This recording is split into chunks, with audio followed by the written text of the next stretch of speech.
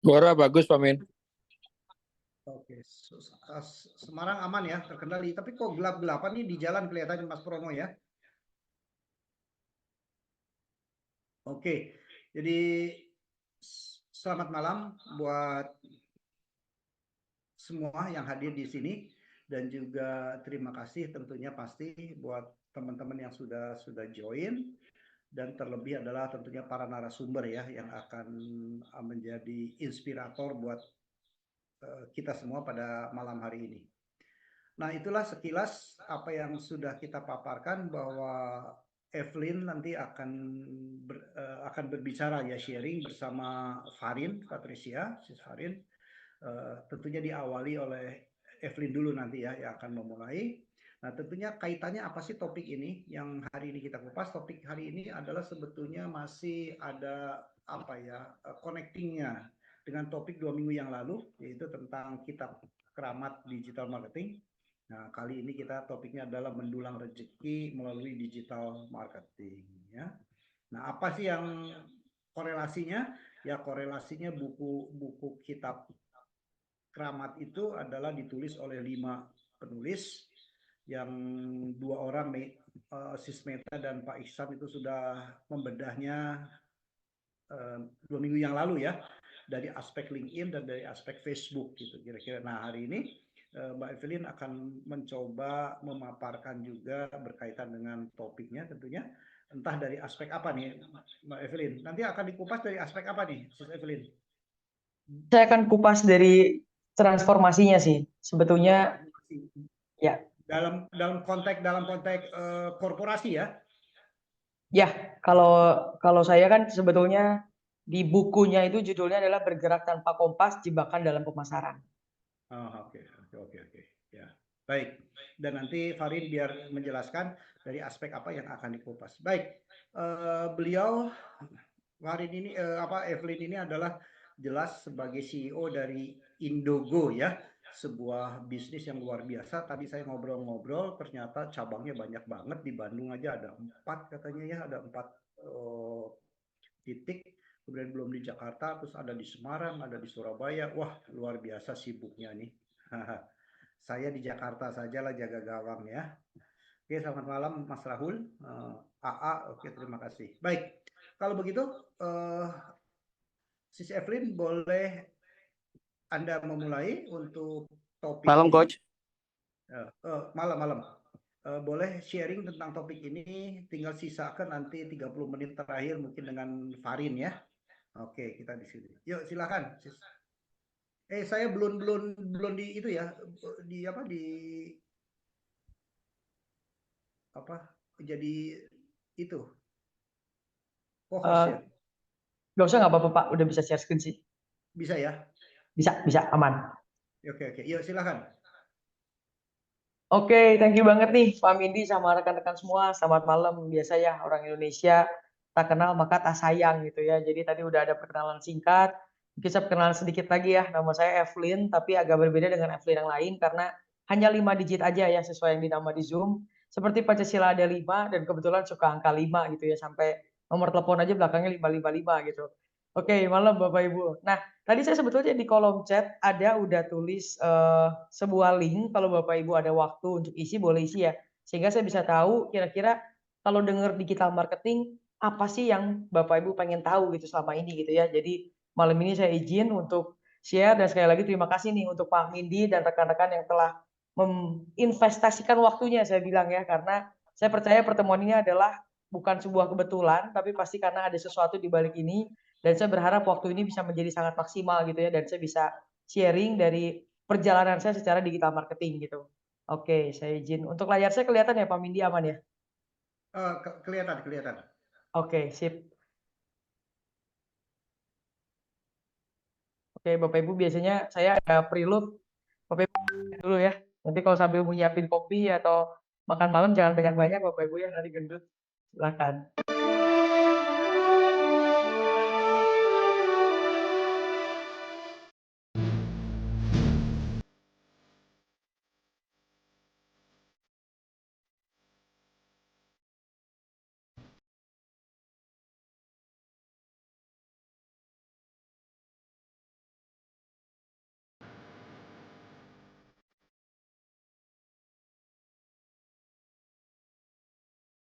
Oke, baik Bapak Ibu, biar agak meriah malam ini Bapak Ibu ya, walaupun masih malam tapi kita masih mau semangat pagi Bapak Ibu ya. Saya mau kasih sedikit yel-yel. Kalau saya bilang hello, Bapak Ibu boleh tulis di kolom chat, mau buka mic-nya juga boleh gitu ya. Bapak Ibu boleh jawab hai. Kalau nggak mau buka mic dari rumah, dari manapun, dari kantor atau tadi yang masih lagi di jalan yang gelap-gelapan gitu ya kata Pak Mindi ya, boleh jawab hai gitu ya. Saya coba Hai, dulu ya. Hello. hai, Hai, hai, hai. Oke, oke, berarti masih pada semangat nih ya. Oke, kebalikan kalau saya bilang hai, berarti Bapak Ibu jawab hello, hello. Oke, kita coba ya. Hai. hello, Oke, Halo. oke. Hello. hai. Hai. Oke, thank you Bapak Ibu masih pada semangat ya, luar biasa. Oke, Bapak Ibu sedikit perkenalan, saya Evelyn, saya ada satu suami, satu anak. Tidak berencana nambah suami Bapak Ibu, tapi kalau anak berencana bertambah. Love traveling, love new experience, have a lot of friend, have big company with a lot of team, sama love enlightenment. Jadi saya pribadi percaya ketika saya mau terbang gitu ya, dan apa sih terbangnya saya, definisi terbangnya bagi saya, ini kurang lebih yang seperti ini gitu ya. Barangkali Bapak Ibu mau curi-curi, ambil boleh Bapak Ibu. Ini lagu yang saya suka Bapak Ibu. That we can break, no dream that we can chase, no goal that we can face. Together we fly, no wind that we can break, no dream that we can chase, no goal that we can face. Together we fly. Baik Bapak Ibu, saya suka banget lagu ini karena saya percaya dengan bersama itu kita bisa terbang gitu ya. Saya sangat merasa terhormat sekali saya bisa diundang di acaranya Pak Midi gitu ya. Saya lihat acara beliau memang berminggu-minggu tapi jujur aja kadang-kadang ya lihat terus nggak hadir gitu ya sampai akhirnya diundang jadi pembicara hadir gitu, tidak terpaksa Bapak Ibu, saya dengan senang hati bahkan terhormat banget gitu. Dan ketika saya bicara tentang Together We Fly, saya percaya memang ketika kita bersama nggak ada sih Bapak Ibu angin yang kita nggak bisa pecahin gitu ya, nggak ada mimpi yang kita nggak bisa kejar, dan nggak ada kejatuhan yang kita nggak bisa hadepin, dan yang terakhir bersama itu kita bisa terbang. Dan tadi Pak Midi udah cerita sedikit ya tentang COVID gitu ya. Waktu COVID terakhir semua orang bingung dan memang Zoom inilah gitu yang akhirnya menyatukan gitu ya. Dan di COVID tersebut saya menemukan lagu ini yang akhirnya menguatkan saya gitu. Pokoknya kita bersama pasti bisa terbang gitu. Kebetulan saya pribadi suka helikopter, suka pesawat terbang juga Bapak Ibu. Nah mungkin sedikit aja tadi Pak Mindi juga udah cerita ya. Jadi secara perusahaan utama saya di Indogo Bapak Ibu. Indogo adalah perusahaan IT atau back office. Dan saya pegang 5 perusahaan lainnya. Saya ada di perusahaan listrik, ada peternakan farm juga, saya ada inner growth juga yang untuk mengetahui orang dari karakter dirinya itu yang biasa kita pakai juga untuk HRD, dan juga kita ada di perusahaan-perusahaan lainnya lah yang saya nggak sebutkan satu-satu lah ya. Memang cukup banyak dan cukup sibuk sih lately gitu. Oke. Nah, saya tuh punya tagline Bapak Ibu, everyone is CEO. Di mana CEO di sini adalah Chief Example of Others. Bahwa ketika kita belajar, ilmu itu pada dasarnya dari hari ke hari, dari tahun ke tahun, dari masa ke masa, generasi ke generasi, itu tuh bergerak terus Bapak Ibu. Jadi kalau kita bicara malam ini ada ilmu yang eksak gitu ya, yaitu hanyalah 1+1 adalah 2 gitu Bapak Ibu ya. Tapi buat pebisnis, 1+1 harus jadi 1 miliar gitu ya, gimana caranya gitu kan. Jadi pada dasarnya nggak ada juga yang eksak gitu. Jadi malam ini saya nggak ngajarin Bapak Ibu, saya juga nggak yang apa, seperti menggurui Bapak Ibu ya, kita sharing aja. Jadi dari hasil pengalaman saya, gimana sih saya menjalani perusahaan-perusahaan saya dalam digital marketing. Dan itulah yang menginisiasi kita bersama berlima dan hal itu oleh Pak Jordi untuk membuat buku Kitab Pengamat Digital Marketing gitu. Nah, oke mungkin nah, oke. Maka kalau tadi Bapak Ibu sudah isi, ini saya beberapa ada lihat ya gitu, pengen tahu digital marketing karena apa sih bedanya dengan digital marketing yang lama, apa sih celah-celahnya gitu ya. Jadi why you are here today, mudah-mudahan saya bisa memberikan pencerahan ya, enlightenment atau sedikit inspirasi Bapak Ibu untuk apa sih itu marketing sendiri. Nah, kalau kita lihat Bapak Ibu, ini adalah gambar apa nih Bapak Ibu? Boleh di kolom chat? Tulang ikan. Oke. Ada yang mau bilang ini gambar apa lagi yang lain? Antena. Antena. Oke, ada lagi yang lain?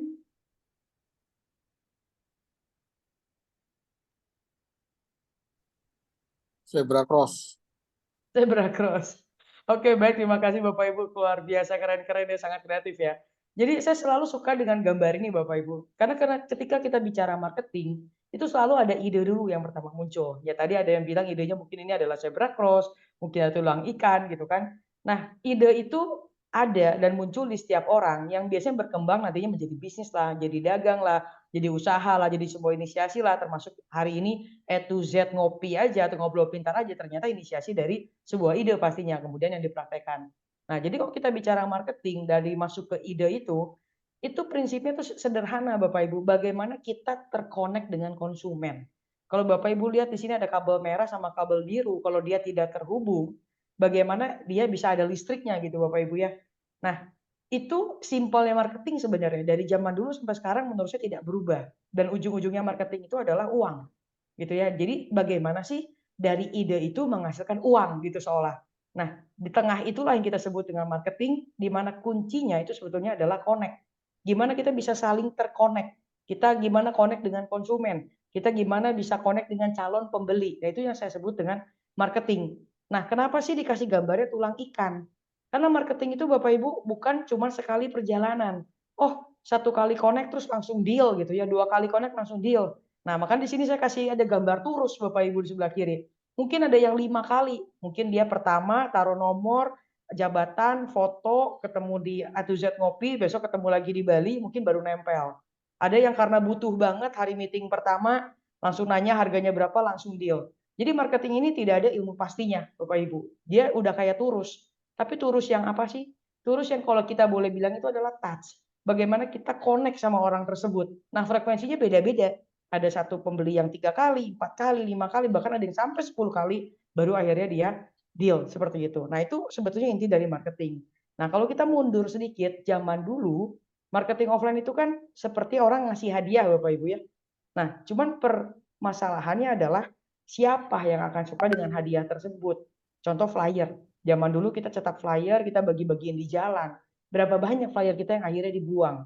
Tapi ada juga flyer yang akhirnya kontak kita. Nah, ini adalah dulu marketing offline Bapak Ibu.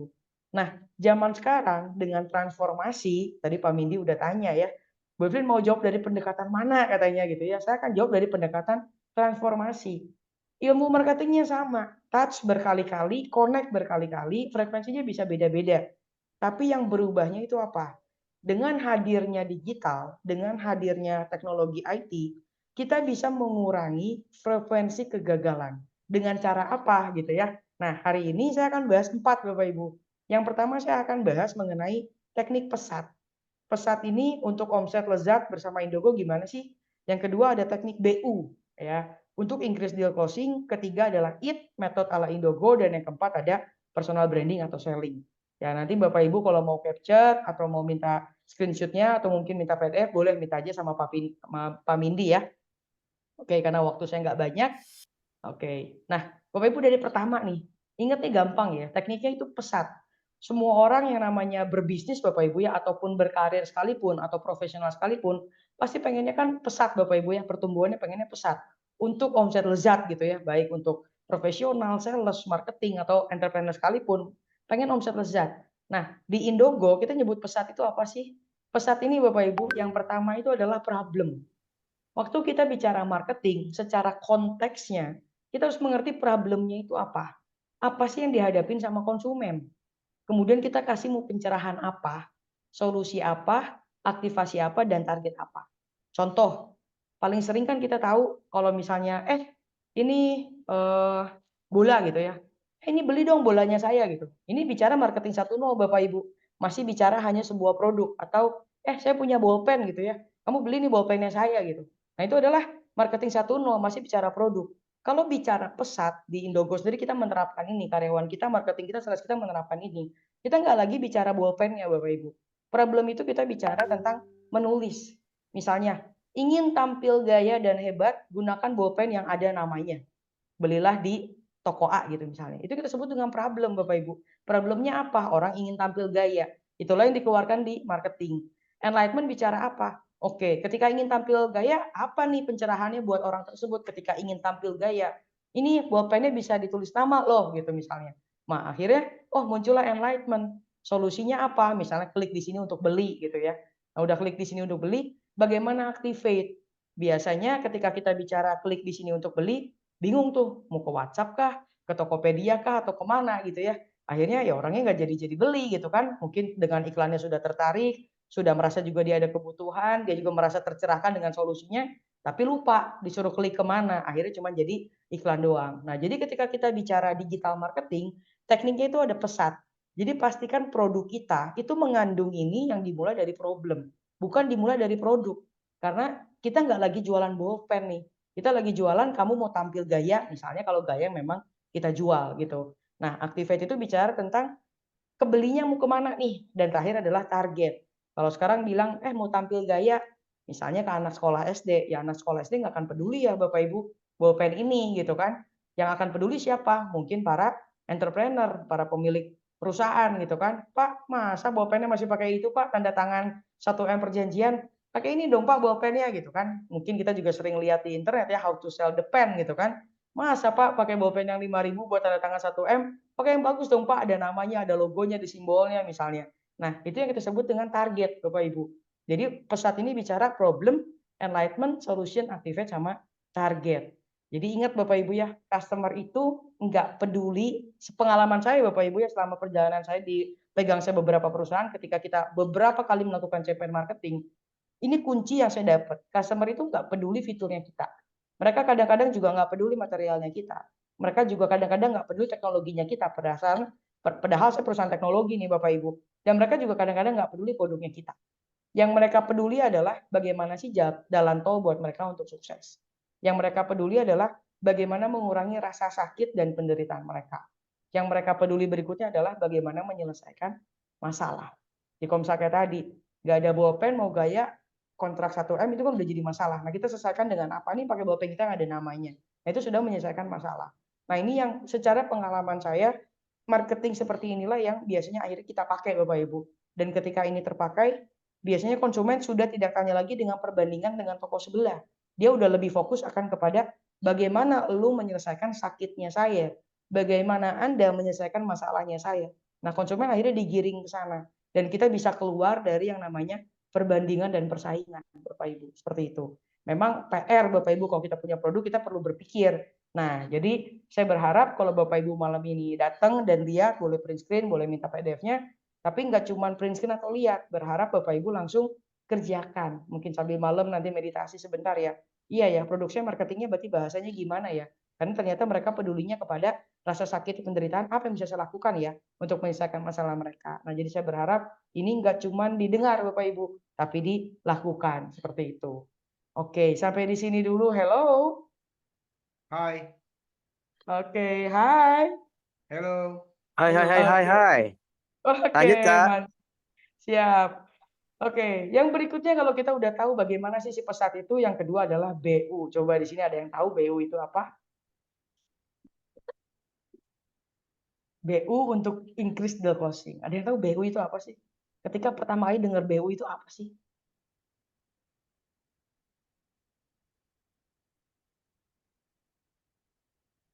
Ada yang terbayang gitu, apa itu BU gitu? Paling sering di iklan tuh Bapak Ibu. BU, BU, BU gitu. Apa itu BU Bapak Ibu?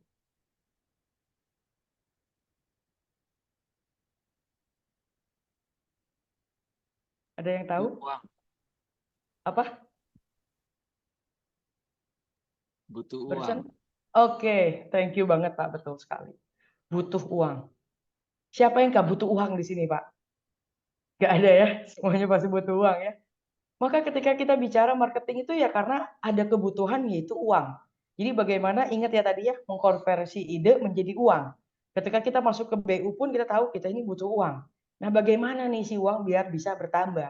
Nah, secara Indogo kita punya pendekatan Bapak Ibu yang namanya BU ini adalah beneficiary urgency. Apa sih beneficiary urgency? Beneficiary kita tahu adalah keuntungan Bapak Ibu ya. Dan urgency adalah apa sih yang terdesak dari konsumen sehingga dia harus sekarang juga beli. Nah, jadi BU ini secara empati kita ini harus eat, sleep, dan mimpi atau dream bersama pasar tersebut. Ketika kita bicara butuh uang, maka pastikan kegiatan kita itu cari yang paling dekat dengan uang. Produk kita apa nih? Kopi. Maka kita tahu uangnya ada di mana sih kalau kopi di kafe. Maka kita tahu gimana ya kita masuk ke kafe. Ketika kita masuk ke kafe dengan semua ratusan kopi yang akhirnya masuk, apa nih yang bisa kita kasih? Itu yang kita sebut dengan secara empati, kita harus think like a fish.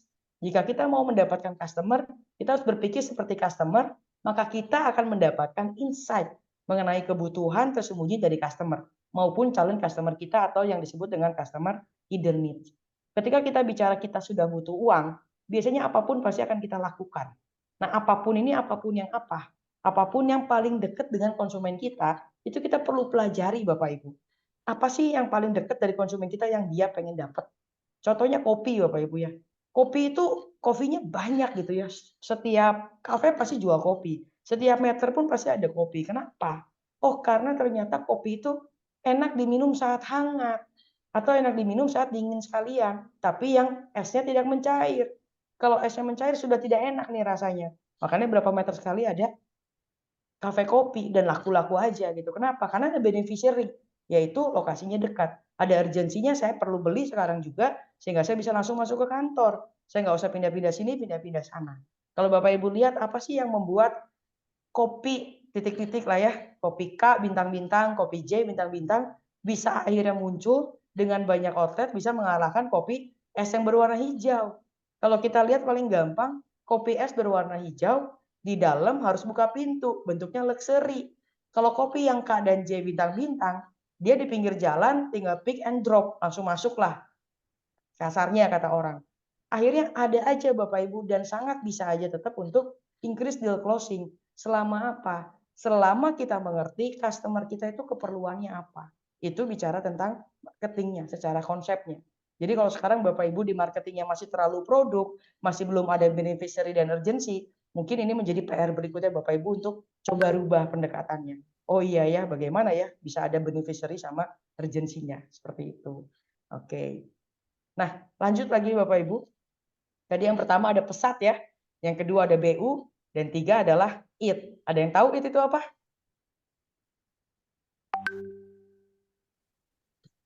IT itu apa? Ada yang tahu?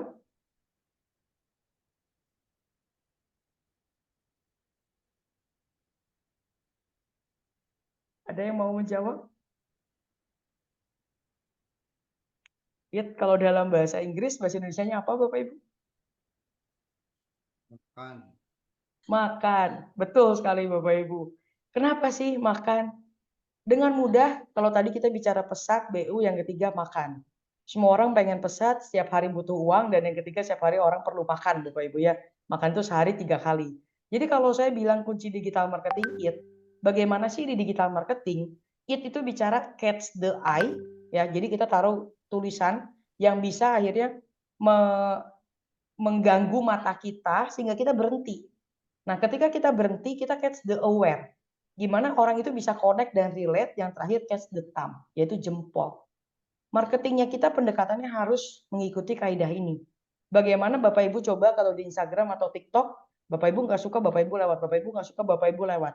Dan semakin hari orang yang lihat Instagram Reels dan TikTok itu katanya otaknya makin terstimulus Bapak Ibu, semakin pinter aja nih kepala gitu, karena makin cepat bisa ngefilter.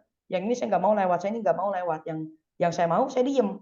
Nah, gimana caranya kalau kita punya usaha atau kita adalah sales marketing, saat ada yang lewat, mata kita bisa berhenti, membuat orang matanya berhenti, kemudian dia aware, oh iya ya ini benar juga nih kayak gini. Kemudian ada case hitamnya atau click the action-nya, yang kita sebut biasanya PDG, promosi, diskon, gratis. Ini 3 kata ini biasanya kata dewa Bapak Ibu ya, promosi, diskon, gratis. Orang mau coba gitu. Nah, jadi ketika kita bilang makan, digital marketing ini juga sama seperti makan Bapak Ibu. Sehari mungkin kita masih bisa tidak makan Bapak Ibu ya, tapi kalau 2 hari, 3 hari mungkin juga nggak bisa Bapak Ibu, tetap harus makan. Nah, digital marketing bicara seperti itu Bapak Ibu. Bicara kalau kita pasang ads ya berarti berulang setiap hari. Kalau kita belum misalnya ada budget ads, berarti kita ulangi pasang WhatsApp status setiap hari misalnya. Sampai akhirnya dia gimana? Sama kayak makan Bapak Ibu. Makan ini bicara catch the eye, catch the aware, catch the thumb. Gimana ini bisa mengambil perhatian mata kita, kemudian kita aware, oh iya bener ya, dan jempolnya kita. Nah ini metodenya. Jadi konten-konten yang nanti Bapak Ibu buat, secara video mungkin atau secara desain grafis, pastikan memenuhi kaidah IT Bapak Ibu. Seperti itu. Oke, jadi kita sudah sampai yang ketiga ya. Yang terakhir, karena waktu saya tinggal sedikit lagi. Yang terakhir Bapak Ibu, kalau misalnya Bapak Ibu merasa bahwa, oh saya nggak udah bukan sales nih, udah bukan marketing, saya juga mungkin bukan entrepreneur atau perusahaan, maka Bapak Ibu bisa juga memulai digital marketing dengan personal branding atau selling. Ya, di personal branding ini kita bicara tentang bagaimana orang itu impress sama kita, terconnect, engage, awareness sama viral. Contoh paling gampang, saya masuk nih video Zoom pertama kali Bapak Ibu, saya lihat Pak Mindi itu nyanyi. Dan ketika lihat Pak Mindi nyanyi, saya pertama kali dan langsung ingat besok ketika ketemu Pak di sini nyanyi lagi Pak gitu. Itu sangat branding Bapak Ibu. Udah A to Z-nya ngopi dan keduanya adalah nyanyi gitu. Kemudian ada album-albumnya. Saya langsung ingat oh Pak Mindi nyanyi dan ini acara kok beda ya. Yang hostnya tuh penyanyi ternyata gitu. Nah itu udah termasuk dalam bentuk branding Bapak Ibu. Tinggal bagaimana kita mengkonversinya menjadi selling. Ada orang harus selling to the point nggak? Ada Bapak Ibu, yaitu gratis promo diskon. Beli satu gratis satu. Ya, atau isi ini gratis apa? Promo diskon ya boleh Bapak Ibu. Cuman yang tidak diperbolehkan adalah jangan branding disatukan dengan selling Bapak Ibu. Karena nanti jadi bingung. Kalau mau branding ya branding saja. Kalau mau selling, selling aja sekalian. Mau hard selling sekalian Bapak Ibu. Bikin iklan langsung tulis aja. Kayak kita bulan ini contohnya di Indogo. Diskon 50% cloud. Langsung aja Bapak Ibu tembak. Diskon 50% cloud. Nggak usah cerita-cerita lagi pakai yang pesan tadi. Nggak usah lihat-lihat lagi pakai yang BU. Pokoknya udah pasti orang yang butuh ada diskon, dia bakal klik lah. Itu kalau misalnya selling sekalian Bapak Ibu. Jadi kalau kita bicara personal branding atau selling, jangan disatukan. Itu aja Bapak Ibu. Mungkin kalau Bapak Ibu yang suka ketemu saya di grup, banyak menyangkanya itu saya coach. Banyak menyangkanya itu saya trainer.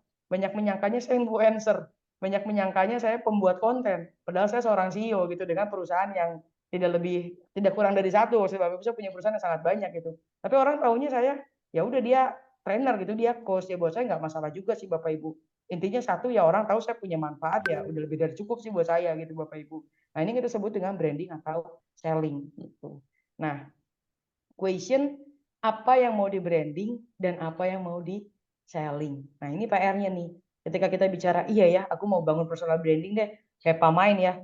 Bangun personal branding tuh A to Z ngopi, penyanyi dengan desain flyer yang setiap minggu tuh sama, dengan jamnya juga yang selalu sama. Ini kita sudah sebut juga ini sudah branding Bapak Ibu. Tinggal apa yang mau di-selling. Ya memang dalam kasus ini Pamain tidak selling ya. Pamain hanya tadi ada beberapa produk yang juga sebetulnya bantu buat giving Bapak Ibu, malah luar biasa gitu ya. Bukan cuma produk lagi tapi udah giving gitu ya. Bahagiakan orang, senyumkan orang gitu ya dengan produk-produk yang tadi dimiliki gitu. Nah, sampai di sini Bapak Ibu, branding bicara simpelnya tentang siapa Anda, visualisasi apa yang Anda inginkan ketika orang mengenal Anda. Gampangnya, Bapak Ibu ini kebetulan udah malam ya, biasanya kalau udah beres acara, Bapak Ibu punya waktu untuk beristirahat, Bapak Ibu bisa mulai melihat di depan kaca. Saya siapa ya sebenarnya? Saya pengen dikenal orang sebagai apa ya gitu ya. Saya pribadi termasuk yang salah branding Bapak Ibu.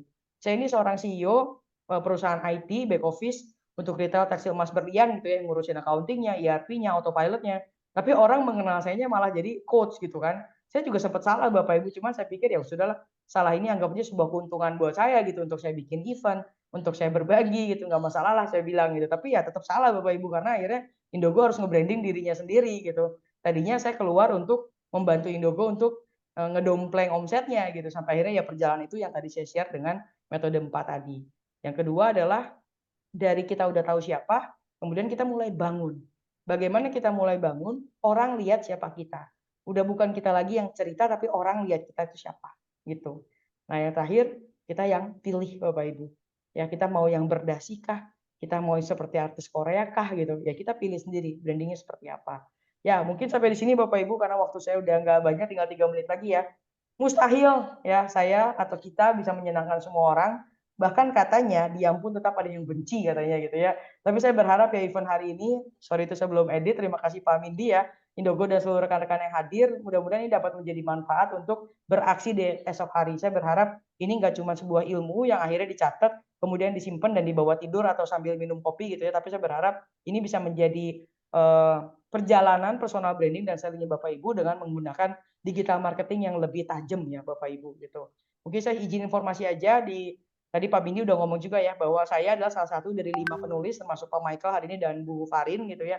Saya menulis di bab 1 bergerak tanpa kompas itu jebakan dalam pemasaran. Jadi marketing itu bicara tentang menolong karena saya percaya di balik kata menolong itu ada kemampuan dan kepedulian. Ya kita nggak bisa menolong orang kalau kita nggak mampu dan kita juga pasti nggak bisa nolong orang kalau kita nggak peduli. Kalaupun kita peduli nggak ada kemampuan kita pun nggak bisa nolong dan saya percaya marketing itu bicara tentang menolong, di balik kata menolong ada kemampuan dan kepedulian. Nah untuk yang dibahas di buku ini saya bentuk sajikan itu bentuknya lebih ke arah worksheet Bapak Ibu, agar pembaca itu nggak hanya berbaca, tapi saya akan bantu Bapak Ibu itu berpikir, kira-kira yang selama ini dilakukan apa sih, kemudian next-nya apa sih, dan ini tidak ada sama sekali dengan hubungan yang 4 poin tadi Bapak Ibu. Jadi di buku ini saya bahas agak berbeda. Ya, jadi memang karena diundang khusus dengan Pak Mindi, dan saya makasih banget juga sama Pak Michael Pranajaya ya, yang sebetulnya undang saya juga untuk bisa hadir di acara Pak Mindi. Saya berharap Bapak Ibu bisa mengerti marketing lebih lagi gitu ya. Jadi di yang tadi saya bahas itu tidak ada di bukunya. Jadi ini hanya memang eksklusif dan spesial hanya untuk orang-orang spesial Bapak Ibu, termasuk Bapak Ibu yang sangat spesial malam ini. Nah, jadi di buku itu saya ada sempat tulis juga tentang Prada. Ya, kalau Prada itu kan sesuatu yang branding Bapak Ibu, yang branded terkenalnya gitu ya. Jadi ada plan, require, accomplish, then sama analyze. Bagaimana kita di marketing itu bisa belajar untuk, kalau Bapak Ibu lihat di sebelah kiri ya, Bapak Ibu sebelah kiri, belajar untuk dari unexpected menjadi keep going, transform, average, good, sampai ke awesome gitu. Jadi kalau yang tadi saya share, ini juga Bapak Ibu nggak bisa cari di Copilot sekalipun, karena ini memang hasil perjalanan saya waktu saya menjalankan marketing, apa ya yang bisa diingat dengan mudah oleh marketing gitu, sehingga mereka juga bisa paham dan mereka bisa menggunakan kaidah-kaidah ini dalam aksi mereka sehari-hari. Yang itu tadi pesat, yang kedua BU, yang ketiga IT, dan yang keempat adalah personal branding. Karena marketing sebagus-bagusnya, kalau playernya Bapak Ibu tidak ada niat untuk bikin personal branding, produk kita bisa jadi jelek karena playernya Bapak Ibu. Karena dia sendiri nggak kepikir, oh iya ya ternyata produk ini tuh dipegang sama saya. Misalnya contoh, saya punya tim namanya Rani Bapak Ibu. Ketika tim saya Rani, dia lupa membangun personal branding, dan dia mungkin marah sama customer, si Rani lupa yang dia bawa bukan hanya nama Raninya, tapi juga Indogonya. Dan dia juga harus tahu bahwa ketika Indogo produknya juga misalnya amit-amit tidak bagus, maka nama Rani akan juga ikut tidak bagus. Makanya 4 jurus ini yang saya terapkan sama tim marketing saya, ditambah Prada ini, Bapak Ibu. Seperti itu. Kalau Bapak Ibu belum memiliki bukunya, Bapak Ibu bisa cari di Tokopedia. Bapak Ibu ya, nanti saya linknya juga taruh di kolom chat. Bapak Ibu bisa beli bukunya. Tadi adalah salah satu bab yang saya tulis. Kalau yang 2 babnya sebelumnya udah ada ya, dan nanti setelah saya ada Ibu Farin gitu yang akan sharing berikutnya tentang marketing. Oke, biasanya kalau udah di akhir saya tinggal bilang hip hip Hore. hore. Oke, hore hip hip. Oke, thank you Bapak Ibu. Kalau misalnya Bapak Ibu juga senang dengan informasi berita industri, entrepreneur, dan teknologi, saya juga ada grupnya Bapak Ibu, kebetulan sudah ribuan juga membernya di dalam. Bapak Ibu juga boleh tergabung di sana. Sekali lagi terima kasih nih untuk waktu dan kesempatannya. Kalau Indogo kita nggak cuma hanya back office Bapak Ibu, bahkan Bapak Ibu kalau udah punya journey marketing dan Bapak Ibu pengen hitung biaya akuisisi, kita juga udah punya programnya. Jadi nanti Bapak Ibu tinggal kontak, kantor kita ada di Jakarta, Bandung, Semarang, sama Bali Bapak Ibu. Seperti itu. Mungkin segitu dari Pak Mindi. Thank you. Oke, thank you. Terima kasih Evelyn. Kita berikan tepuk tangan dulu ya. Kita coba tampung dulu pertanyaannya, disimpan dulu, dicatat sebelum nanti kita berikan kesempatan. Saya ingin coba undang Farin. Farin, are you ready? Ini kayak MMA. Halo ya. Pak Mindi, siap, ready. Ready ya. Farin mungkin akan share sendiri ya, boleh Farin? Oke, thank you sudah menyiapkan diri dengan kemacetan yang deg-degan katanya. Sehingga harus disepakati dulu siapa yang tampil pertama dan siapa yang kedua. Oke. Farin silahkan, waktunya sisakan sekitar nanti bisa 15-20 menit tersisa untuk tanya jawab bersama ya. Oke, siap Pak. Ya, silakan. Oke, halo semuanya. Aduh, pada diam-diam banget nih, nggak asik banget nih. Halo. Ya, Boleh halo. dong kita on mic dulu dong, kita on mic dulu ya, biar semakin berasa ada penontonnya gitu. Halo Hadir, semua, hadir. malam ya. Oke, kita mulai Halo, aja. hadir. Oke, halo semuanya, salam kenal. Nama saya Farin Patricia. Saya adalah pengusaha digital marketing agency yang bernama Mind Creative Media. Pusatnya ada di Bandung.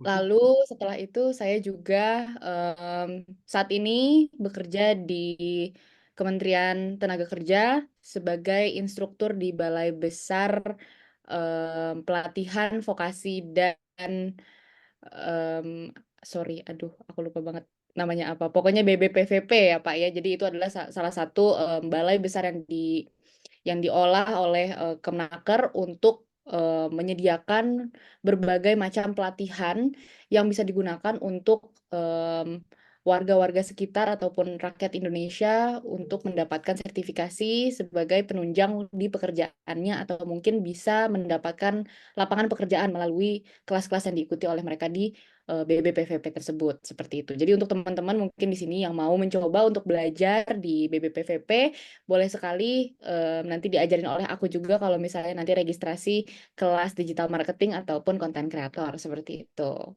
Di mana lokasinya Jadi di Bandungnya, Sis Ferin? aku di Buah Batu, Pak. Oh, Buah Batu. Iya, Oke, aku di nanti Buah kalau ke Batu. Bandung kita ngopi-ngopi ya. Ya, Pak. Mantap, Saya sering boleh. saya sering ke Dago, saya sering ke Dago. Oke. Oh iya, dekat lah Pak itu dari Buah Batu. Boleh Pak, nanti kita kontak aja. Dekat Utara Selatan. Dekat lewat tol. Dekat itu Pak, 30 menit aja juga udah sampai. Aman Pak, Iya. Oke, kontak-kontak oke. aja. Oke, jadi teman-teman di sini kita akan belajar gimana sih caranya untuk bikin konten gitu ya di TikTok. Karena memang di buku Kitab Keramat Digital Marketing, aku fokus untuk menulis konten kreator ataupun tentang bagaimana sih caranya kita bikin konten di TikTok gitu. Karena kan sekarang banyak banget ya Pak ya. Kalau kita lihat gitu ya, hampir semua orang pengen jadi konten kreator. Kalau ditanya kenapa, biar dapat uang, biar terkenal. Kalau udah terkenal, nanti banyak yang endorse, duitnya lebih banyak gitu kan. Terus habis itu kalau misalnya udah terkenal, nanti usaha apapun itu usaha yang mereka buat semakin laku, lebih gampang dikenal orang dan lain-lain sebagainya. Ataupun mungkin juga mereka bikin konten untuk usaha-usahanya, kayak gitu ya. Jadi di sini memang disadari dari masyarakat-masyarakat sekitar gitu ya, itu semua pengen jadi konten kreator. Jadi di sini kita bahas sedikit saja apa sih yang ada di dalam buku Kitab Keramat Digital Marketing seperti itu. Tapi untuk teman-teman nanti kalau misalnya ada pertanyaan-pertanyaan yang lebih lanjut, boleh nanti ditanyakan aja. Jadi mulai dulu dari aku mau menceritakan Mind Creative Media itu apa sih gitu ya. Jadi Mind Creative Media itu sebenarnya berdiri dari September 2023 sahnya, tapi sebenarnya kita sudah ada dari 2022, Pak. Lalu perusahaan ini bergerak di bidang digital marketing, agensi. Lalu saat ini kita sudah lebih dari 10, mungkin sekarang sudah lebih dari 20 ya, Pak ya, karena memang ini beberapa bulan yang lalu. Jadi kita sudah menangani 20 lebih klien yang ada di Jakarta, Bandung, dan sekitarnya. Pasti di Jabodetabek. Lalu kita tuh ada layanan apa saja? Kita itu ada social media management, yaitu kita membuat konten kreatif yang menarik untuk TikTok, Instagram, YouTube, apapun itu, platform apapun itu. Lalu kita juga tugasnya untuk meningkatkan engagement dan followers. Jadi kita memang konsepnya adalah branding ya, branding suatu brand ataupun self branding itu juga kita bisa manage. Setelah itu ada advertising juga, di situ kita mengurus jasa periklanan seperti iklan di Shopee, iklan di Instagram dan lain-lain sebagainya. Lalu kita juga ada produk photoshoot ya, di sini juga ada jasa foto-foto produk ataupun yang berhubungan dengan advertising seperti itu. Lalu selanjutnya kita juga ada live management dan workshop and course. Nah, workshop and course ini saat ini memang kita bekerja sama dengan Kementerian Tenaga Kerja yang tadi saya sudah bilang. Jadi kami bekerja sama untuk membuka kelas konten kreator dan digital marketing. Lalu setelah itu live management ini sebenarnya adalah pada saat Bapak Ibu di sini gitu ya punya usaha tapi juga bingung gitu ya mau jualan di mana karena kan offline sekarang udah agak sulit ya Pak ya, agak sulit dan cost operasionalnya lebih tinggi gitu ya. Maka dari itu banyak banget gitu ya yang pengen live jualan juga tuh di Shopee, di TikTok gitu ya, live jualan. Cuma bingung nih nggak ada tempatnya, hostnya susah untuk dicari dan lain-lain sebagainya. Nah kita menyediakan itu semua seperti itu. Jadi Bapak Ibu tinggal kirim produknya aja nanti kita yang masarin gitu. Cukup sekian, kita lanjut ke materi. Sebenarnya gimana sih caranya membuat konten? Nah, sebenarnya mungkin Bapak Ibu di sini mungkin sudah ada pernah yang membuat konten gitu ya. Tapi seringkali saat Bapak Ibu ini membuat konten, seringkali nih yang saya lihat juga di lapangan mereka itu mudah terkecoh sama tren-tren yang ada. Misalnya karena kepengen banget nih FYP atau enggak kepengen banget nih cepet-cepet terkenal gitu ya. Jadi akhirnya tuh ngikutin tren yang ada. Kayak misalnya jedak-jeduk apa misalnya gitu kan. Terus misalnya kemarin tuh lagi ada viral ya yang ditabrak mobil terus apalah gitu ya gimmick-gimmicknya segala macam. Nah, boleh saja Bapak Ibu, tapi jangan sampai semua kontennya itu akhirnya fokusnya itu hanya kepada yang ngetren-ngetren aja dan akhirnya lupa sama apa sih sebenarnya konten yang kita mau buat, apa sih sebenarnya tujuan dari kita membuat konten ini. Maka dari itu diwajibkan sebelum membuat konten kita itu diwajibkan untuk menentukan dulu nih niche atau pilar bisnis kamu dulu gitu. Dan support pilarnya apa. Nah, mungkin di sini teman-teman atau Bapak Ibu di sini baru dengar ya, apa sih itu pilar, apa sih konten pilar, apa sih support pilar gitu ya. Nah, konten pilar itu Bapak Ibu adalah suatu fondasi dari suatu konten. Jadi misalnya kita ambil study case, misalnya aku punya produk Vaseline misalnya gitu ya. Aku pemilik dari produk Vaseline. Nah, Vaseline ini bagaimana sih caranya aku pengen branding di sosial media, misalnya di TikTok misalnya. Nah, pilar itu adalah hal-hal apa saja yang kita mau kasih tahu ke pelanggan. Misalnya, oke aku punya produk Vaseline, aku mau branding, berarti pilarnya adalah pastinya salah satunya aku sudah pasti akan mengisi kontenku dengan informasi atau enggak pengetahuan tentang Vaseline sendiri gitu ya, ataupun produk knowledge ataupun apapun itu tentang produk Vaseline ini. Lalu yang kedua, aku pastinya juga mau ikutin tren. Jadi pastinya aku masukin tren konten di salah satu pilar aku. Terus yang ketiga, aku mau membahas tentang edukasi. Jadi aku mau mengedukasi orang, kenapa sih teman-teman tuh harus pakai Vaseline? Kenapa sih harus Vaseline gitu? Emang sebenarnya Vaseline yang pink ini tuh isinya ada apa aja sih? Oh, ternyata yang kali ini tuh memang fokusnya itu untuk melembabkan, untuk bikin glowing seperti itu ya. Jadi nanti itu akan kita breakdown di support pilar. Jadi si pilar bisnis itu si pilar konten itu adalah fondasi sebelum kita membuat konten dan itu penting banget gitu ya. Jadi nanti ke depannya konten-konten kita itu akan terarah dan akan terstruktur seperti itu. Nah, selain itu yang keempat aku mau membahas tentang penjualan. Jadi misalnya nanti aku pengen bikin promo, activation, giveaway, bla bla bla segala macam di suatu pilar tersebut gitu ya di konten-konten aku gitu. Nah, mungkin di sini Bapak Ibu masih sedikit bingung ya. Ini aku lanjutin dulu nanti aku baru kasih ringkasannya di akhir. Nah, misalnya aku udah menemukan 4 ini, terus kayaknya kalau 4 doang kayak sepi banget ya kontennya gitu kira-kira. Nah, kita tambah lagi misalnya ada gamesnya atau trivia-nya. Trivia itu apa sih? Kayak seperti kontennya itu nanti berisi seperti tahu nggak sih kamu kalau Vaseline itu ternyata berdiri dari tahun 1970 misalnya gitu kan, ataupun fun fact lainnya yang ada di perusahaan Vaseline ini seperti itu. Nah, terus setelah ada 5 si konten pilar itu, kita apain di konten kita? Nah, jadi si konten pilar itu adalah, ingat ya, itu adalah fondasi. Ada 5 fondasi di sini. Nah, fondasi ini akan menjadi panduan kita untuk membuat konten. Misalnya dalam 1 minggu kita bikin konten selama 5 hari. Berarti hari Senin kita bikin yang tadi apa edukasi dulu misalnya. Terus nanti yang hari Selasanya nanti kita bikin tentang product knowledge-nya.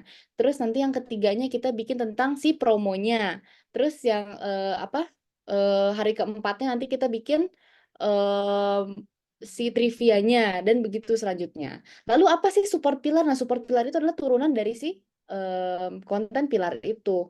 Seperti itu. Jadi misalnya konten pilarnya tadi udah edukasi. Nah, support pilar itu adalah judul-judulnya, Bapak Ibu.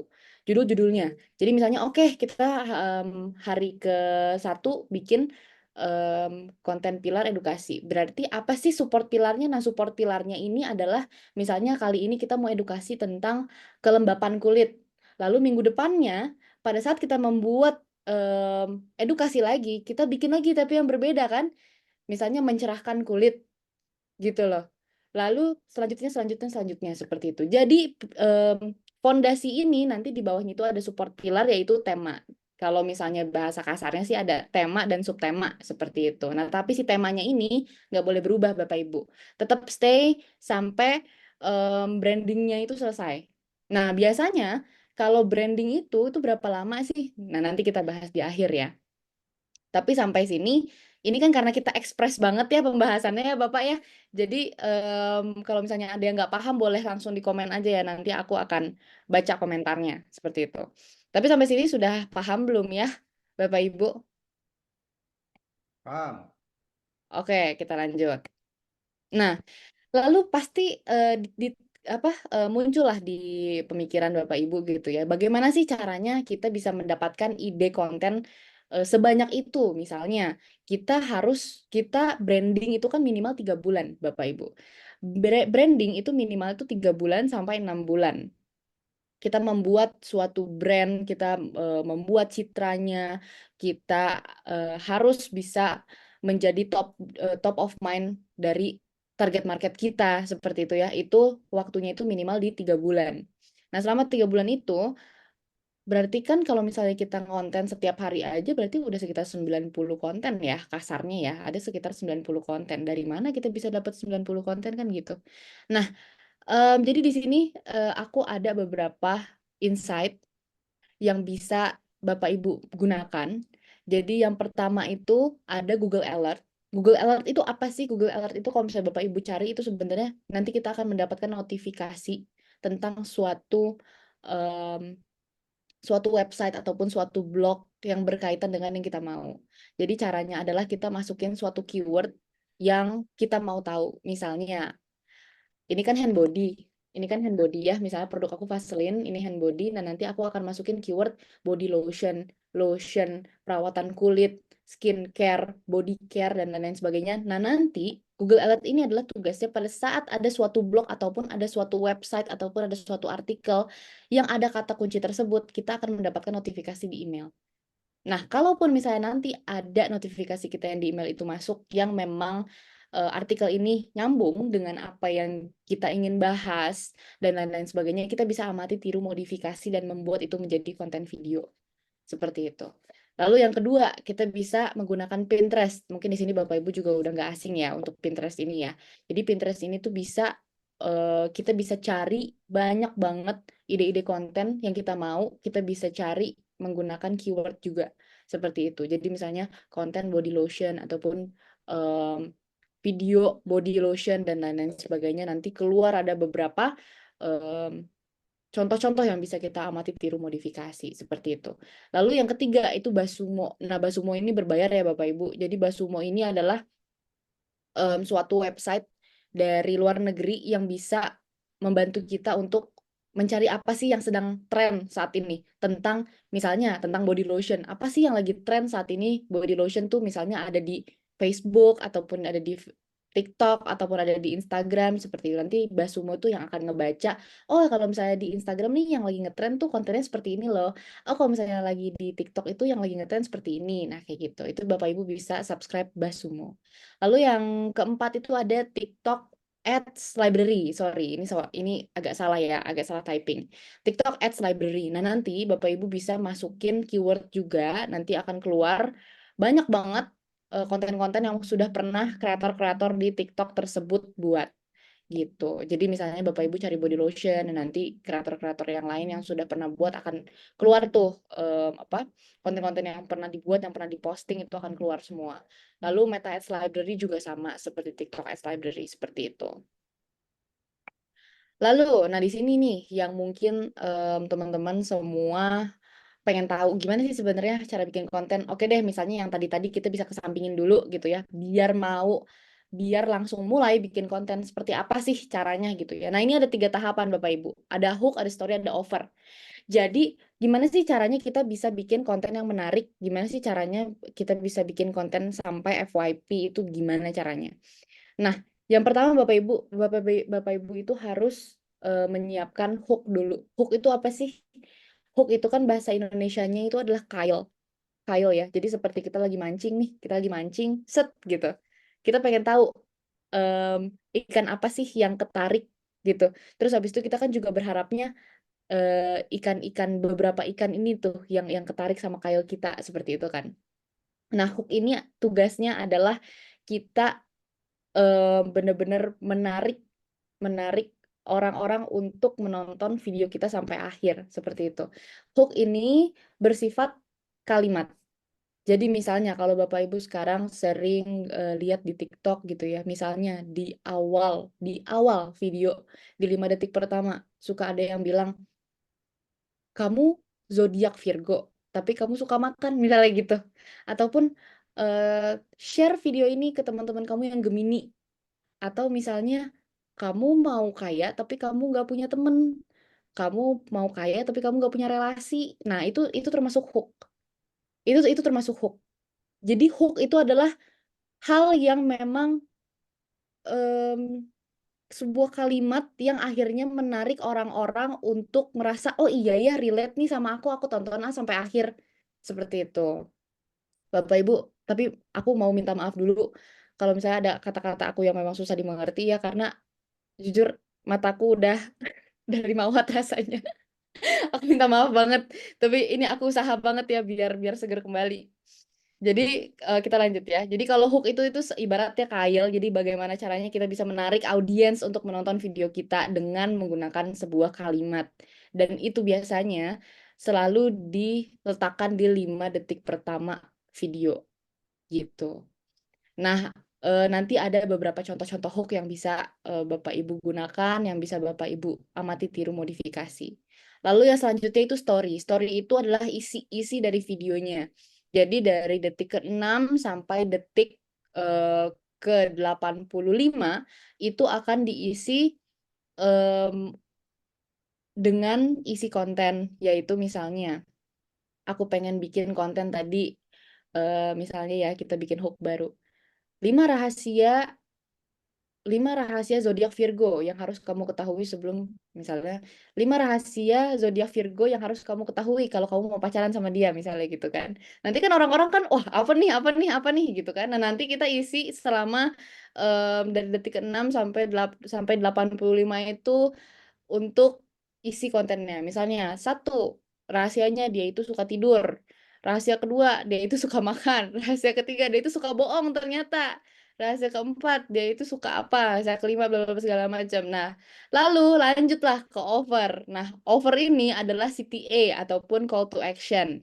Jadi kita itu setiap closingan video ataupun konten, kita itu harus isi 5 detik terakhirnya dengan over. Ataupun seperti penawaran, ataupun seperti ajakan, seperti itu ya, ajakan audiens yang sudah menonton video kita untuk like, untuk follow, untuk komen. Kenapa kita harus ajak audiens yang sudah menonton untuk melakukan hal-hal tersebut? Karena syarat untuk FYP itu adalah minimal 40%. Minimal 40% video kita ditonton oleh audiens. Itu syarat utama. Lalu yang kedua, komentarnya itu harus banyak.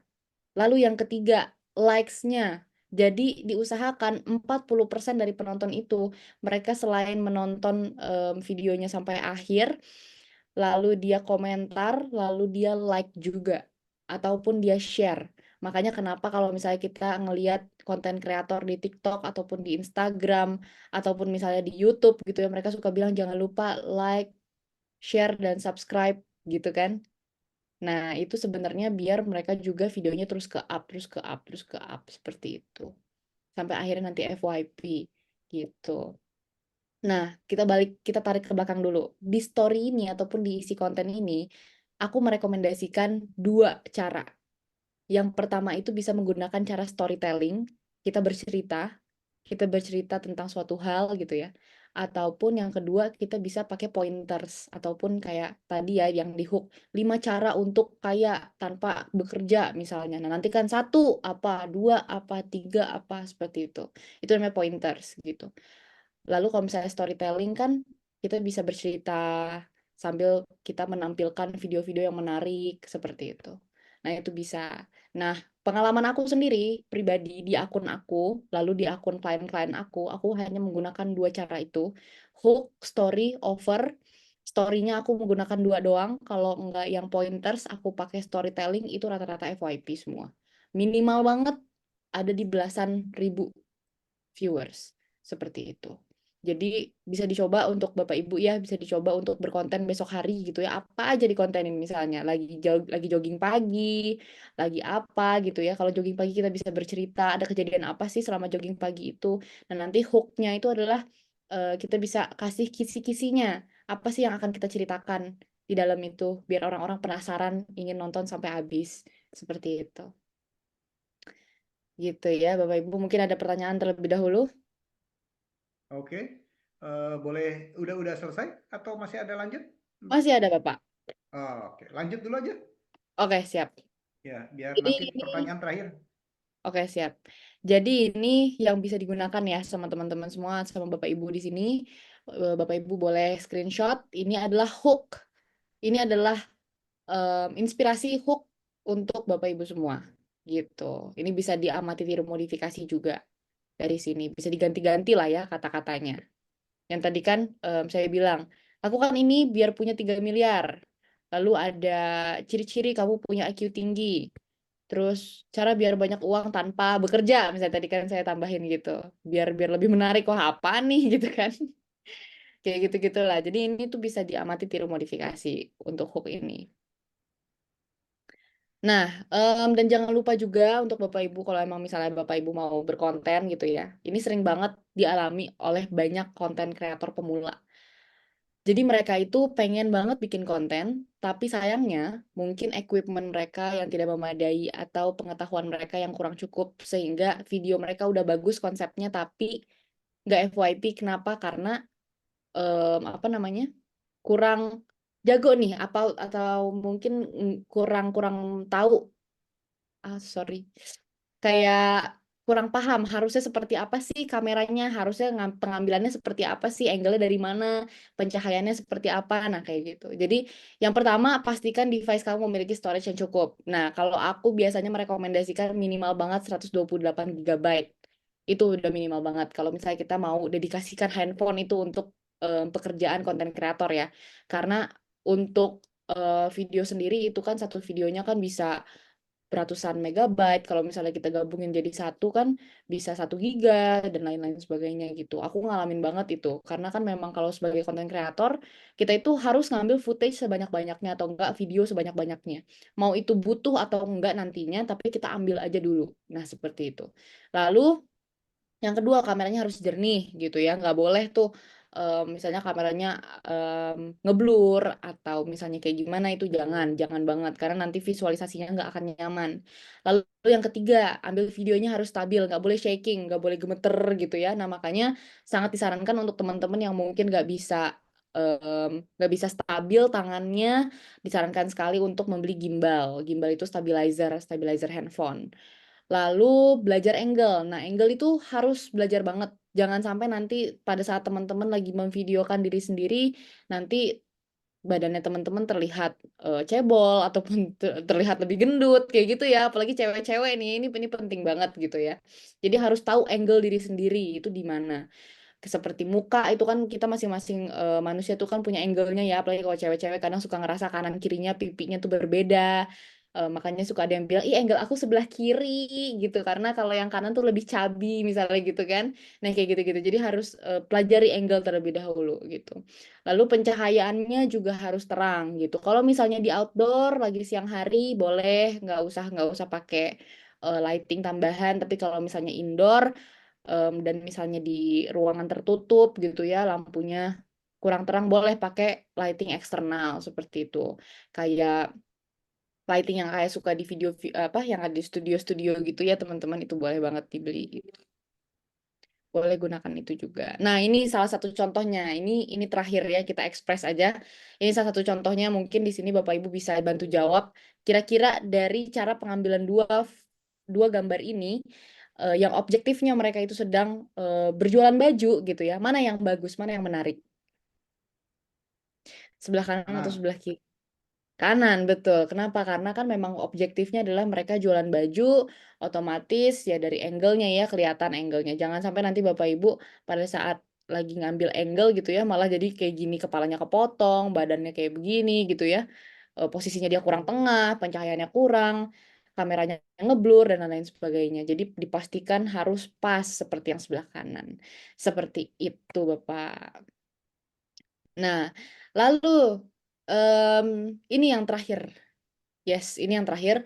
Ada TikTok Ads. Nah, di sini teman-teman pasti pernah denger advertising lah. Di sini aku bakal nge-spill sedikit tentang advertising biar teman-teman juga pahamin sedikit gitu ya.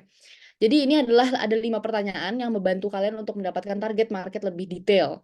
Ataupun pada saat teman-teman itu lagi mau bikin sebuah video gitu ya, yang menjurus kepada suatu orang ini ataupun suatu audiens tertentu, suatu kelompok audiens tertentu ini penting banget untuk dipelajari gitu ya. Ada 5 pertanyaan, yaitu 1, siapa target market saya? Target marketnya siapa? Umurnya berapa? Pekerjaannya apa? Dan lain-lain sebagainya. Lalu beliaunya kenapa gitu kan? Oh, beliau itu beliau itu karyawan dulunya, terus habis itu keluar masuk. Oh, sorry.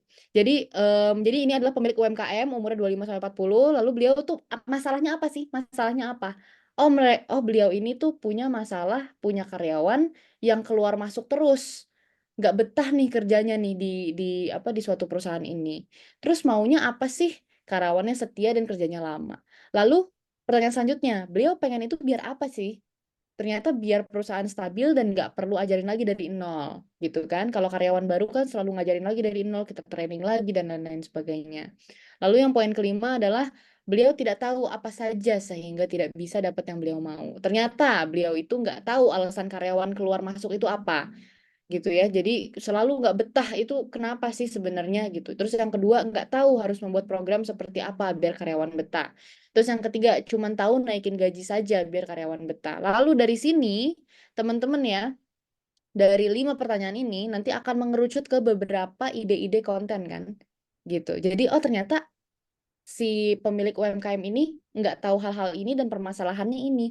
Nanti kita tinggal bikin konten seperti kita singgung di hook gitu ya. Kamu punya karyawan keluar masuk terus. Kamu bingung gimana caranya? Simak video ini. Langsung kita kasih beberapa rahasia gimana caranya biar karyawan itu nggak keluar masuk, gimana caranya biar karyawan itu kita bikin betah, dan lain-lain sebagainya. Lalu, kenapa sih ini bisa nyambung ke TikTok Ads? Sebenarnya TikTok Ads itu, kalau kalian pelajari, TikTok Ads itu sebenarnya akan bertanya kepada kita, siapa target market kita? Pekerjaannya apa? Gendernya cewek atau cowok? Umurnya berapa? Lalu kesenangannya dia itu nonton video yang seperti apa, nonton konten yang seperti apa. Lalu kesibukannya apa saja. Sampai mungkin kalau misalnya kita nanti iklannya untuk ke pembelian outputnya, nanti akan ditanya rata-rata penghasilan dari target audiens kita itu berapa. Seperti itu. Jadi semengerucut itu gitu. Dan ini diperlukan sekali. Kalau misalnya teman-teman mau iklan sendiri, teman-teman harus belajar banget target market. Nah, ini ada 5 pertanyaan yang mungkin bisa teman-teman gunakan untuk membuat konten ataupun membuat audiens ya, kolam dari audiens teman-teman sendiri gitu untuk dasarnya dulu gitu. Mungkin seperti itu Bapak, sampai ini aja ya. Ya, Ya, pas di Bapak. oke, Siap. thank you Farin. Iya, Oke, Bapak, baik ya. sama-sama. Yuk kita berikan tepuk tangan dulu deh buat Farin sekali ya, dan kemudian juga tadi buat Evelyn ya. Baik, saya berikan kesempatan pertanyaan kepada Bapak Ibu semua. Silahkan untuk ini dulu, ngacung dulu. Yuk, raise hand dulu, siapa dulu? Silakan. Oh, selamat malam Pak Yusuf Lukito. Selamat malam. Ini Pak Ben, selamat malam. Siapa lagi nih sih? Pak Sarbini, selamat malam dari Malang nih. Di Pak Edi itu dari mana? Pak Edi, Pak Aceh, selamat malam. Oke, kalau nggak ada begini, saya coba akan kembali ke Evelyn dulu tadi. Sempat tertulis di tadi butuh personal branding, gitu ya. Tadi ya, yang keempat, poin keempat ya, Evelyn ya, ada personal branding ya. Setelah Betul, Pak. butuh uang dan macam-macam segala, kemudian kan personal branding. Ini pemahamannya personal branding ini adalah kalau saya memahami bahasa umumnya itu kan bagaimana nge-branding dirinya dia gitu ya. Oke. Nah, apakah pemahamannya personal branding atau product branding atau corporate branding? Karena dua hal yang berbeda, totally kan different itu.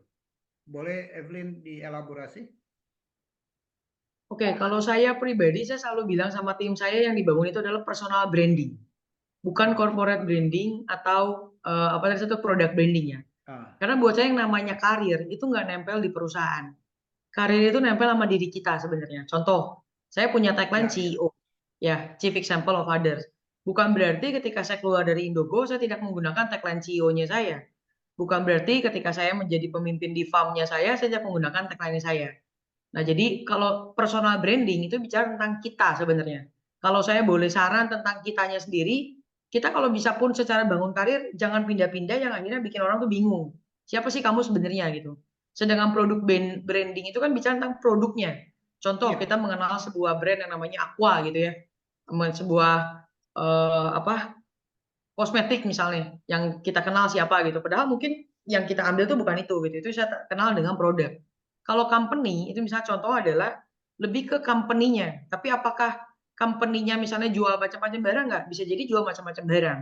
Contoh perusahaan saya itu namanya Landmark, tapi branding saya namanya Indogo contohnya. Dan saya pribadi namanya Evelyn gitu. Nah, di sanalah kita bisa memisahkan tiga hal tersebut. Jadi kenapa sih kita harus bangun personal branding? Karena saya pribadi merasa bahwa apa sih yang membuat seorang karyawan itu bisa stay long? Dan apa sih yang bisa membuat seorang karyawan itu bisa bertahan lama di perusahaan kita? Maka yang saya selalu ajarkan sama mereka adalah personal branding. Jangan kamu di Indogo jadi bagus, tapi di luar Indogo kamu jadi tidak bagus. Karena personal brandingmu yang harus dijaga. Kalau Evelyn sudah terkenal baik di Indogo, maka sekalipun misalnya besok perusahaan Evelyn ada yang namanya Piggy gitu ya. Evelyn terkenal di Piggy, Evelyn akan tetap terkenal baik di Piggy atau di Indogo. Itu kita sebut dengan personal branding. Tapi kalau Indogo bicara tentang back office-nya. Kalau Piggy misalnya bicara tentang yang non halalnya misalnya. Nah, gitu sih, Pak Mindi. Oke. Nggak berkaitan dengan bisnis. Kalau as a owner itu ya, as a owner bisa personal branding suka-suka dia, dalam artian ini perusahaan gue gitu loh. Gue mau branding diri gue, mau branding perusahaan. Tapi ketika status dia adalah sebagai profesional gitu ya, ini kan ada koridor-koridor tertentu mana yang harus diekspos. Jangan sampai orangnya terkenal, produknya enggak gitu loh. Kan begitu kan, itu kan bahaya banget. Karena secara prinsip kan butuh corporate-nya tahu, corporate-nya kemudian punya produk, oh produknya ini loh, gitu. Contohnya gitu kan, image-nya ya. Karena saya coba pahami begini, karena ketika seseorang membeli produk kan akan ditentukan oleh beberapa indikator. Saya memutuskan produk apa saya coba ambil lah.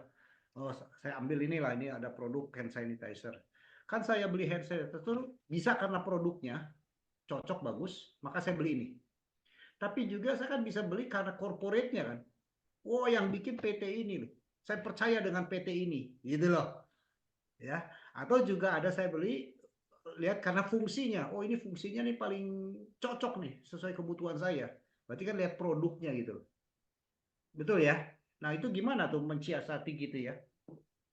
Oke, kalau saya lebih suka sebetulnya bukan lihat produknya tapi targetnya, Pak Mindi. Misalnya Ya, contoh ya. oke.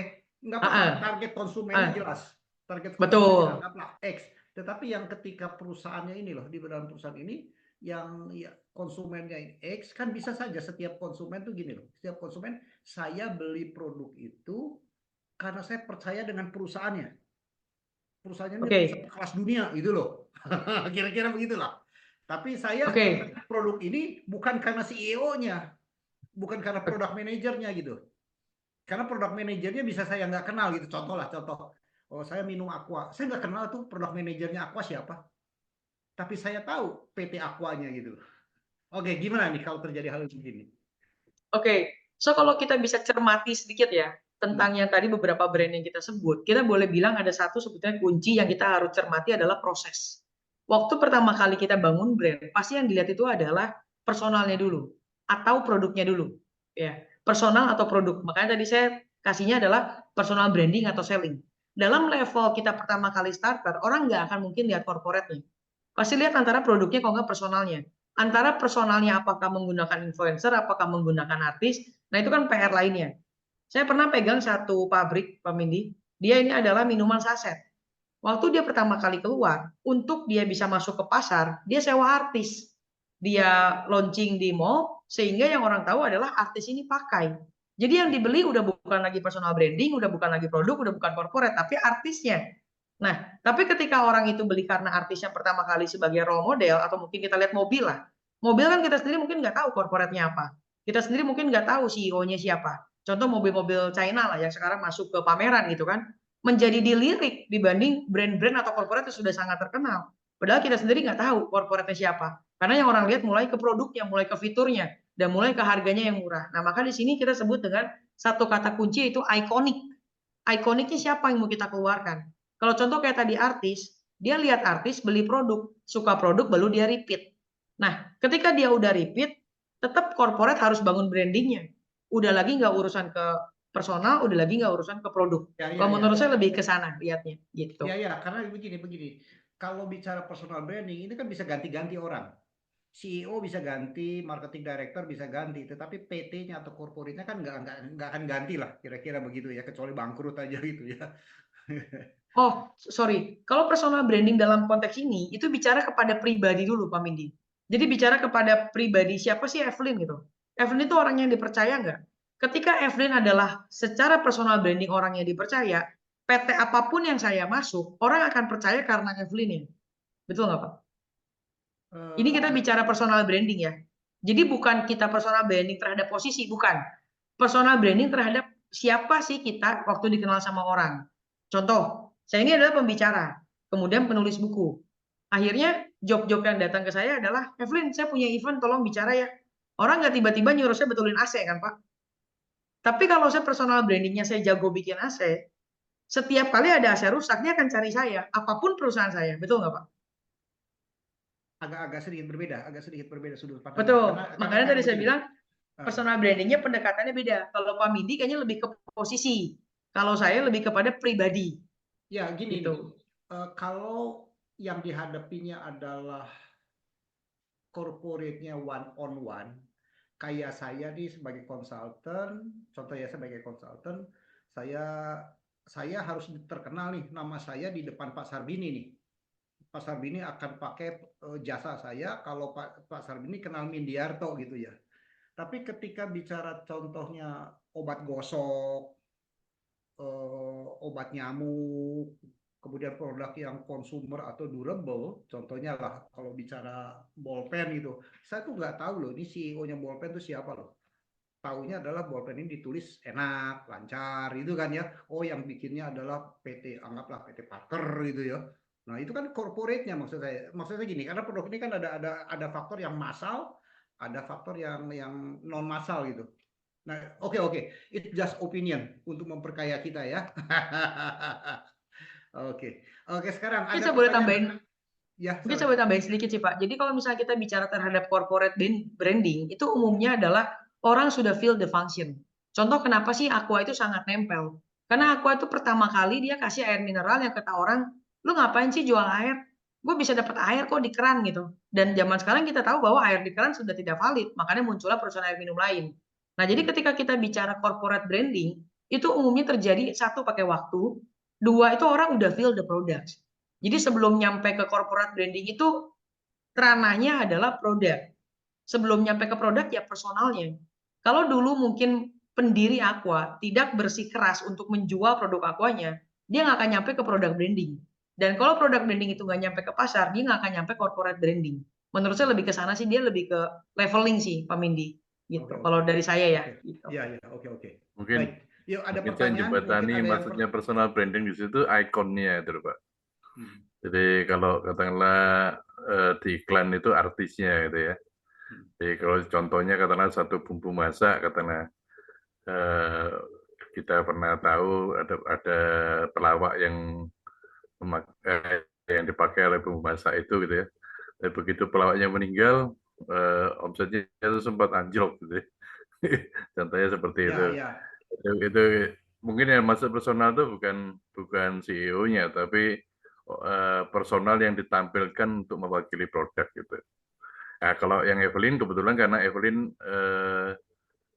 dalam arti muncul sebagai pribadi, istilahnya beliau sendiri yang dijual gitu, bukan produk secara umum yang dijual, sehingga dia perlu personal branding-nya adalah dia sendiri gitu lah. Ya, ya, ya, Mungkin itu makanya aja lah. yang saya bisa jembatani mungkin. Ya, ya, oke, oke. Biar pada melek malam ini ya Pak. Enggak, saya mencoba menjembatani begini. Karena ketika contoh, kalau personal branding orang beli mobil atau beli rumah gara-gara saya, gitu ya, gara-gara Mindiarto. Begitu Mindiarto pindah ke developer lain, pelanggan itu akan beli rumah atau mobil karena Mindiarto. Dan perusahaan yang ditinggalkan akan rugi besar gitu kan. Jadi secara corporate kan akan berbahaya sekali.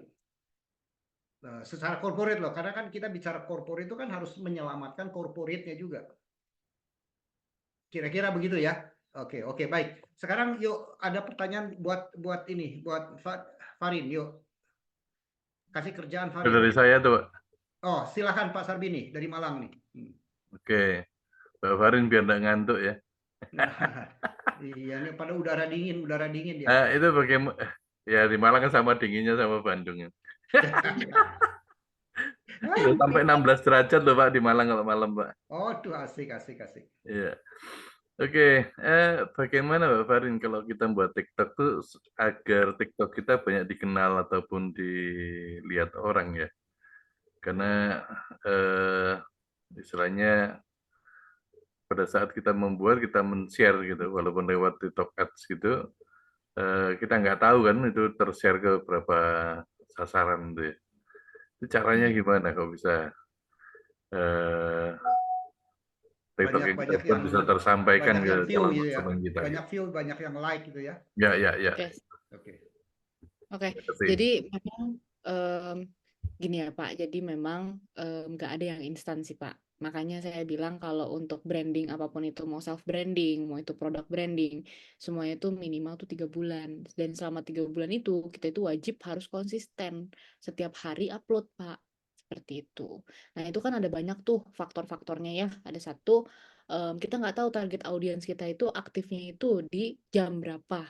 Ya kan, jadi kita itu kalau misalnya awal-awal ya, kalau saya sendiri ya untuk menjalani agensi saya ataupun klien-klien saya di bulan pertama itu saya akan maksimalkan 1 hari bisa 3 kali posting, Pak.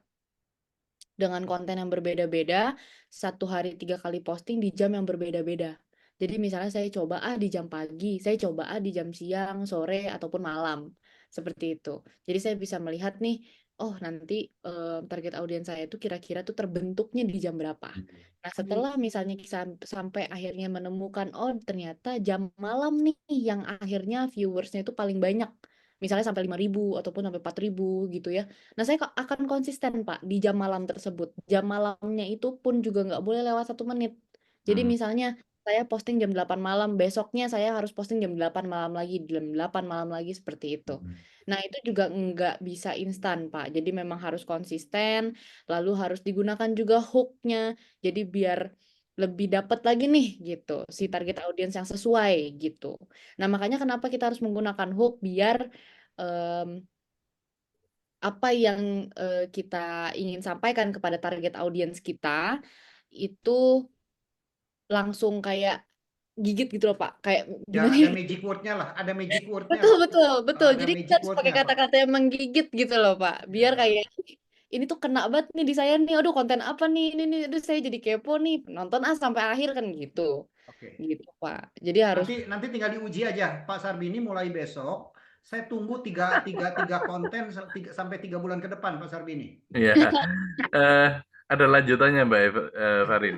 Jadi saya pernah diskusi dengan salah satu teman yang ya bisnisnya di franchiser itu lumayan berhasil. Saya tanya, bagaimana kok bisa TikTok-nya produk Anda bisa terbaca orang lain? Itu katanya ada semacam apa ya, joki atau apa gitu ya? Atau semacam yang itu apa namanya? Istilahnya grup-grup ataupun bukan organik kali, bukan yang organik bukan. kali. Maksudnya semacam yang memiliki follower banyak itu loh. Oh, jadi maksudnya setiap dia setelah posting langsung di-share ke grup itu gitu. Jadi langsung banyak Ya, viewersnya ya, gitu. ya bayar tuh katanya. Bayar ke gitu. Apakah dengan metode seperti itu? Non organik, mungkin Mbak Fari non organik punya kali, ada yang jual Betul. jasa untuk viewer, follower. Iya, iya Pak. Jadi sangat-sangat disayangkan kalau misalnya ada konten kreator yang menggunakan cara-cara seperti itu. Karena nantinya seperti ini Pak. Em, misalnya target sasaran aku itu umur 18 sampai 28 tahun. Tapi nanti kan yang ada yang kita bayar itu viewersnya kita nggak tahu Pak umurnya berapa. Jadi nanti algoritmanya itu nanti akan Hmm. ngacak. Pada saat nanti kita sudah tidak berlangganan lagi kepada si jasa tersebut, nanti kita jadi nggak FYP lagi Pak. Gitu. Dan nantinya juga akan susah. Paling stucknya di situ-situ aja. Yang nonton mereka-mereka aja atau mungkin nanti malah yang nonton itu sesuai dengan umurnya mereka. Misalnya umurnya mereka ternyata 40 tahun. Yang harusnya target audiens kita 18 sampai 28 tahun malah kesasarnya ke 40 tahun. Kan gitu, Pak. Jadi itu agak-agak sedikit bahaya. Jadi saya nggak pernah menyarankan klien saya untuk beli followers, untuk beli likes, untuk beli viewers, itu nggak pernah. Jadi biarkan saja organik. Gitu, Pak. Oke, makasih. Ya, Nah, sudah kelihatan nggak ngantuk dah, Pak Farin. nggak apa-apa, orang Bandung dingin-dingin ngantuk lah. Tadi ada bajigur. Bajigur semakin enak lagi dong Pak tidurnya ya. Iya, makin nikmat bajigur bandrek di Ciliwung nanti. Oke. Dunia kuliner Bandung saya relatif menguasai. Baik. Yuk, ada pertanyaan terakhir. Saya berikan kesempatan satu pertanyaan. Ada? PPT-nya aja bisa di-share Pak ya, keduanya Pak ya. Ya. Saya tinggal nanti minta mereka untuk share yang satu ya. Belum. Oke. Kalau nggak ada boleh kasih apa closing statement, Evelyn 30 detik, kemudian Farin 30 detik closing statement untuk yang mendengar malam ini, sehingga mereka bisa tertarik untuk lebih melihat betapa pentingnya corporate, betapa pentingnya untuk dunia TikTok, kira-kira gitu ya. Ya, silakan, mungkin Evelyn dulu saya. Oke, terima kasih. Mungkin tadi dari saya, nikmatin prosesnya, ya, nikmatin prosesnya. Kemudian tadi Pak Main udah ngasih bridging ya, bahwa perbedaan tentang personal branding dan corporate branding. Jadi mungkin secara satu kalimat adalah paralelkan personal branding, produk branding dengan corporate branding. Itu aja. Terima kasih Pak Main. Oke. Ya. Yuk, silakan mungkin Ferin. Ya Pak. Konsisten itu kuncinya Pak. Jadi Konsisten. selain menikmati prosesnya, kita juga harus konsisten. Betul Ibu ya, karena tanpa konsistensi usaha itu tidak akan berhasil. Apapun itu tidak akan berhasil kalau nggak ada konsisten. Seperti itu. Setuju Harus ya. konsisten Jadi sama diri Pasar Bini ya, jangan cari yang non organik ya Pasar Bini ya. Tuh, kayak gimana Papi mau nanya? Kalian sebelah dulu lah. Pusing ya. Papi mau nanya, orang nggak bisa jadi kalau banyak ngomong. Suaranya masuk ke sini. Siapa nih? Pak Gunawan mau nanya mungkin Pak. Siapa? Pak Gunawan mau nanya itu. Iya, Pak. saya mau nanya nih untuk Patricia. Ini kebetulan boleh. anak saya. Dikasih kesempatan nggak ngacung Pak Gunawan. Ya udah, terakhir. Ya, saya mau nanya nih, kalau misalnya kita mau bikin, kan sebagai agensi ya, itu apakah akunnya itu gimana? Akunnya apakah 1 atau 2, 3, 10 gitu? Untuk biar nggak kelihatan kayaknya, maksudnya nggak kelihatan kayak dari TikTok itu dari official banget yang bikinnya suatu brand gitu loh. Tapi maksudnya dari agensi itu buatnya gimana? Dan akunnya berapa banyak untuk suatu produk gitu loh. Untuk bisa bikin, kan misalnya kita bikin dalam satu hari misalnya 3 ya. Apakah satu akun saja atau kita bikin banyak akun gitu loh. Biar kita nggak kelihatan bahwa itu satu orang yang buat gitu loh. Oke. Ya, kuncinya begitu. Berapa akun untuk satu brand lah ya. Oke, yuk Iya. silakan Pak Farin. Oke Bapak, makasih pertanyaannya. Untuk itu Bapak, itu sebenarnya tidak boleh dilakukan.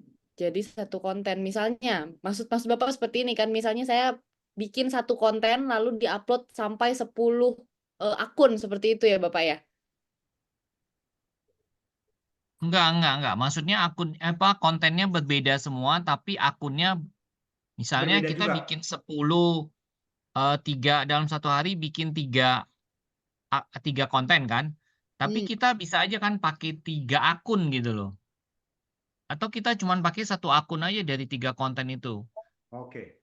Ya. Satu akun aja Bapak. Satu akun. 1 akun aja ya. Satu akun aja. Hmm, Satu akun cukup. oke. Jangan terlalu banyak nanti kita Ruwet lagi monitornya, lalu nanti bisa salah kirim lagi. Enggak, kadang kan kalau kita bikinin akun banyak, itu kan fungsinya jadi nggak kelihatan bahwa itu misalnya kita official. Kalau official kan kelihatan banget. Oh ini perusahaan ini ya wajar aja dia buatin konten kayak gini. Tapi waktu kita misalnya mau mengajak orang kan kita, kalau misalnya ada akun yang lain, jadi kayak rame gitu loh. Oh ini bahas ini nih ya. Oh ya ini bagus nih ini. Wah ini saya udah oke, sudah coba. Padahal sebenarnya ngomong tetap admin aja gitu. Cuman di dalam dunia Oh iya, paham advertising Bapak. gitu kan itu kan bisa dipakai gitu loh. Makanya pertanyaan saya berapa akun? Apakah cuma 1 atau memang kita ada apa ya kayak Kenapa Ya, Bapak? oke. Kalau sudah tertangkap pertanyaannya, silakan jawab, Sis Farin. Iya, jadi kalau menurut saya sih boleh aja Bapak misalnya kayak gitu ya. Jadi kesannya nanti yang menjualkan produk tersebut bukan cuma satu akun saja gitu. Maksudnya gitu ya Bapak ya mungkin ya. Ya. iya, Iya, jadi maksudnya selain itu kan fungsinya juga kayak spy gitu ya. Jadi kayak kita banyakin itu biar kalau pas kita bilang, ini gue udah coba nih barang ini bagus kok. oh jadi komentator gitu maksudnya ya buat Ya fungsinya nge-like. bisa komentator sebagai apa. Jadi kelihatan, wah Komennya dari ini bener kelompoknya nih. sendiri maksudnya, Farin. Iya, Padahal iya, timnya satu tim aja gitu. iya, Tapi iya, kan iya. Oke. kalau Itu tidak satu akun Yang yang like buat, atau subscribe itu dari kelompoknya sendiri. iya, itu bisa ya Bapak. Cuma nanti ada pas Bapak bikin akun itu nanti tolong dikategorikan sesuai dengan target audiensnya Bapak biar nanti nggak bikin ngaco si algoritma. Gitu. Kayak misalnya ya. target audiensnya Bapak sekitar 20 sampai 30 tahun ya buatlah misalnya 25 tahun gitu. Jadi akun-akun itu di sekitar segitu. Itu nggak apa-apa. Kita Oke. seolah-olah bikin buzzer sendiri gitu kan ya. Ya, Ya. buzzer sendiri. Ya. Oke, ya. Tapi itu Enggak, kan saya cuma sifatnya. pengen tahu dari Patricia sendiri secara agensi itu apakah bikin seperti itu atau hanya satu akun. Jadi dari agensinya bikin cuma satu akun ya, cukup ya.